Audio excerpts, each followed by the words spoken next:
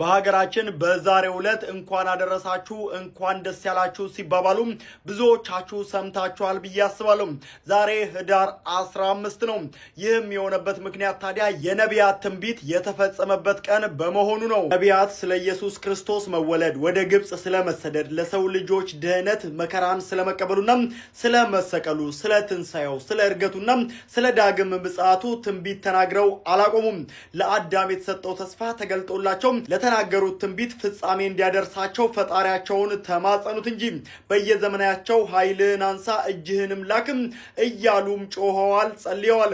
በጾምና በጸሎት ተወስነውም ሰው የሚሆንበትን ጊዜ በቀናት በሳምንታትም በወራትና በዓመታት ቆጥረዋል።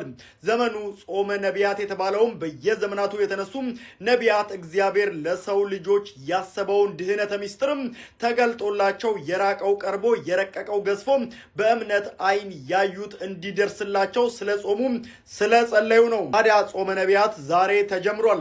በዚህ ጾም ወቅትም ታዲያ በጎነትን እናድርግ፣ መልካም ተግባራትን በመፈጸም ነፍሳችንን ደስ እናሰኛትም። በሙታን ሳይማር ቅዱስ ሚካኤል አንድነት ገዳም የሚገኙ አባቶችም ዛሬም ወቅቱን ጠብቆ በሚፈራረቅ በበጋ ፀሐይ፣ በክረምት ዝናብና ጎርፍም እየተሰቃዩ ይገኛሉ። በአሁኑ ወቅት አባቶች ከጸሎት መልስ አረፍ የሚሉበት በዓት ተጀምሯልና እኛም የተጀመረውን የአባቶችን በዓት ለማጠናቀቅም የድርሻችንን እንወጣ፣ የበረከቱም ተካፋይ እንሁን፣ ለአባቶቻችንም እንድረስላቸው የሚል ጥሪ ቀርቧል። ድጋፍ ለማድረግ ታዲያ የኢትዮጵያ ንግድ ባንክና የአቢሲኒያ ባንክ አካውንቶች እዚህ ጋር ከላይ ተቀምጠዋል። እንዲሁም ደግሞ ከታች በማስቀምጠው ስልክ ቁጥር ደውላችሁ አባቶችን አግኟቸው። መልካም ቀን።